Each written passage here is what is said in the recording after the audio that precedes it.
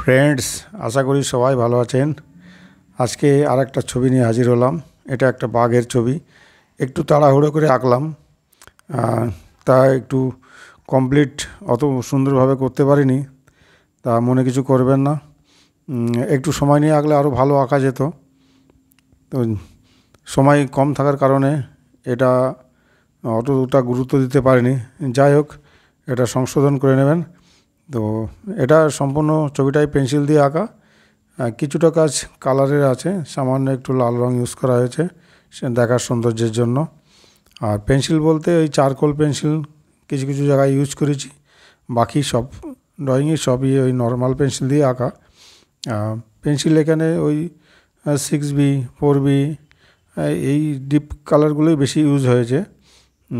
আর ছবিটা আঁকতে বেশি সময় লাগেনি, সাধারণ একটা ছবি, একটা মুখের ছবি বাঘের দেখতে পাচ্ছেন। হ্যাঁ, আর এখানে কয়েকটা ক্রিয়েটিভিটি আছে, যেটা এই বাঘে জল খাচ্ছে, নিচে একটা জল চোয়ানোর একটা সুন্দর একটা সিন আছে, ওইটা একটু ধরে আঁকতে হয়েছে। বাকি খুব একটা কঠিন ছবি এটা নয়, চেষ্টা করলে সবাই আঁকতে পারবেন এটা। আর দেখতে পাচ্ছেন কীভাবে ছবিটা আঁকা হচ্ছে, পেন্সিলের মাঝে মাঝে স্ট্রোক দেওয়া হচ্ছে। আর গায়ে যে ছোপ ছোপ দাগগুলো আছে তো সাধারণ, একটু ডিপ করে দিলেই হয়।